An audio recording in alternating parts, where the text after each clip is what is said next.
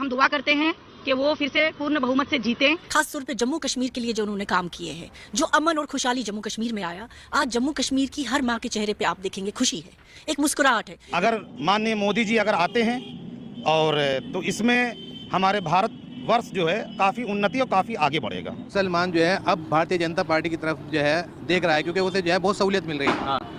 हर चीज योजना मोदी जी ये नहीं देख रहे हैं कि मुसलमान है या हिंदू है, हर योजना घर तक पहुंच रही है। ना है सरहदों पर तनाव है। जी हाँ, भारत में चुनाव की बेहयाई बेहूदगी की जो वीडियोस हैं वो वायरल हो रही हैं कि अब की बार तो 400 से ज्यादा सीट्स ले जाएंगे ये लोकसभा की, और नारा भी यही है। पहले तो था मोदी है तो मुमकिन है, और अब है अब की बार 400 पार।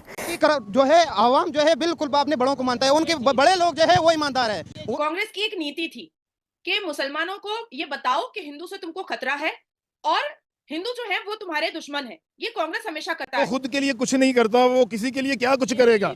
हम 22-25 करोड़ आवाम है, घी कहाँ चला जाए, कुछ भी चला जाए, हमें लोग उल्लू बनाते हैं। महंगाई की खातर निकलो। अंडर मोदी एक फाशिस्ट रेजीम बनने जा रहा है, या बन गया, ये बनने जा रहा है। भारत की अपोजिशन का वाविला बजाते खुद भारत की अपोजिशन को डबो रहा है। मनमोहन सिंह के वक्त में जितना ज्यादा हुड़दंग और जितना ज्यादा आतंकी और जितना ज्यादा कश्मीर से कन्याकुमारी तक बम बारूद और गोला हुआ है, जिस हिसाब से मुसलमानों को सबसे ज्यादा मनमोहन सिंह के दौर में सबसे ज्यादा छूट दी गई है, उतना छूट कभी नहीं दी। नमस्कार दोस्तों, सोशल नेशन में आप सभी का स्वागत है। देश में चुनाव चल रहा है और भारत की दो सबसे बड़ी पार्टी बीजेपी और कांग्रेस आमने सामने हैं। पर सवाल ये है कि मुस्लिम समाज किसके साथ है, बीजेपी या फिर कांग्रेस के साथ। पिछले लोकसभा चुनाव में ज्यादातर मुस्लिम बीजेपी को पसंद नहीं करते थे और कुछ ही मुस्लिम थे जो बीजेपी को पसंद करते थे। पर 2024 के लोकसभा चुनाव में सब बदल गया है। इस बार ज्यादातर मुस्लिम बीजेपी यानी मोदी को पसंद कर रहे हैं और वो चाहते हैं कि बीजेपी की सरकार फिर से बने। पर आपको पता है कि हमारे पड़ोसी देश पाकिस्तान मोदी को बिल्कुल पसंद नहीं करता है। पर भारत के मुस्लिमों को इस तरह से बीजेपी का सपोर्ट करता देख पाक मीडिया हैरान है। कि हिंदू से तुमको खतरा है और हिंदू जो है वो तुम्हारे दुश्मन है, ये कांग्रेस हमेशा करता आया। हालांकि कांग्रेस ने अपने उस फॉर्मूला में कभी भी मुसलमानों का अच्छा नहीं किया, मुसलमानों को शिक्षा की तरफ कभी राग़िब नहीं किया, मुसलमानों को शिक्षित होने का भी नहीं दिया। कांग्रेस ने एक टीम बनाई, कौन कौन आतंकी है, कौन कौन जंगजू है, कौन कौन जिहादी है, कौन कौन रेपिस्ट है, कौन कौन गैंगस्टर है, उसकी एक टीम बना करके उसको फलाया फुलाया और उसको रोटी बोटी दे करके एक पॉकेट वोट मुसलमानों का अपने पॉकेट में रखा। मैं राजीव गांधी जी के बारे में जरूर कहना चाहूंगी कि उनके दौर में थोड़े बहुत डेवलपमेंट आए थे, जैसे कंप्यूटर वगैरह आया था। जो सही है वो सही है, लेकिन उनको इंदिरा गांधी करने नहीं देती थी, क्योंकि इंदिरा गांधी भी वही अपने पिता नेहरू के हिसाब से डिवाइड एंड रूल की पॉलिसी खेल रही थी। पर राजीव गांधी क्योंकि बाहर से पढ़ के आए थे, क्योंकि उनका दिमाग बाहर का था, जैसे आपके यहाँ इमरान खान बाहर का था, ऑक्सफोर्ड का पढ़ा हुआ था, तो वो पाकिस्तान को थोड़ा बेटर करने की कोशिश में लगा हुआ था।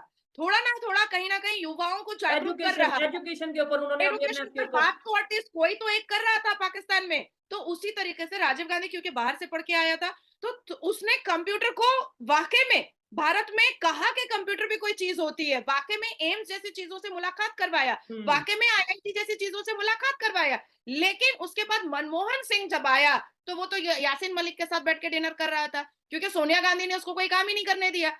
हिंदुओं के साथ क्या किया कांग्रेस ने कि उनको उनकी सिविलाइजेशन से दूर कर दिया, उनको उनके गुरुकुल से दूर कर दिया, उनको उनकी सभ्यता और संस्कार से दूर कर दिया, उनको कहीं ना कहीं वेस्टर्न कल्चर में राग़िब करने की कोशिश कर दी कांग्रेस ने।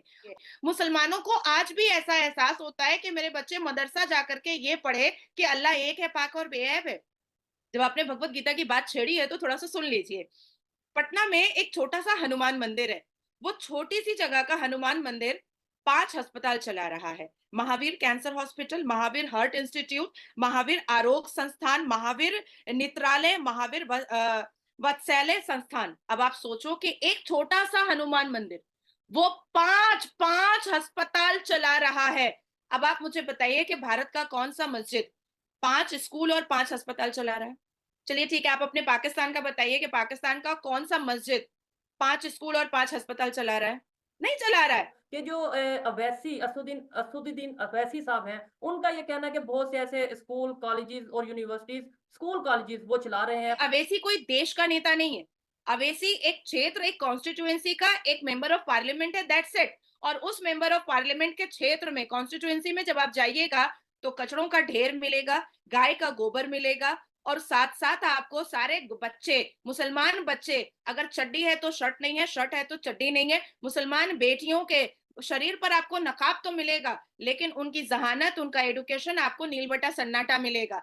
अवैसी जिस कदर औरतों से नफरत करता है, अवैसी जिस कदर औरतों से घिन करता है, और खास करके तमाम मजहब की औरतों से घिन करता है, वो कभी भी अपने भी मजहब की मुसलमान बेटियों को पढ़ने दे ही नहीं सकता। और वो कभी भी भारत के प्रधानमंत्री को प्राइम मिनिस्टर नहीं बोलते हैं, वो मोदी बोलते हैं, मोदी। जी, ये भी मैंने चीज सुनी है। लेकिन अब क्या हुआ है, मुसलमान अपनी सभ्यता, अपनी सिविलाइजेशन को मानो, हिंदू सनातन धर्म, ये घमंड करो कि तुम सनातनी हो, क्रिश्चियन तुमको प्राउड होना चाहिए कि तुम क्रिश्चियन हो, लेकिन सब मिल करके भारत को बहुत अच्छे से उसकी सभ्यता को मानना होगा, उसके सिविलाइजेशन को मानना होगा, और भारत को अपनी माता हर कोई माने तो सबसे ज्यादा बेहतर होगा। मोदी जी के बारे में बात करूं तो मैंने जितना उनको देखा है, या हम लोगों ने जो वीडियोस देखी हैं, मैं सच्ची बात बोलूं तो मुझे सच में उनकी पर्सनालिटी से मुझे लगता है कि बहुत सारी चीज़ें सीखने को मिलती हैं। और सबसे जो मैं अपनी बात भी कहूँ कि जो मैंने उनके काम करने के तरीके से एक चीज़ जानी है, और मैं कोशिश करती हूँ कि मुझे भी ये चीज़ जो है अपने अंदर लेकर आनी चाहिए, वो ये है कि उनका फोकस हमेशा रहता है, और इधर उधर से लोग हजारों बातें करें और जितनी मर्जी मतलब उनको ये बारे में बयान दें, वो पलट के जवाब नहीं देते, वो काम करके दिखाते हैं। मुझे ये चीज़ बहुत अच्छी लगती है।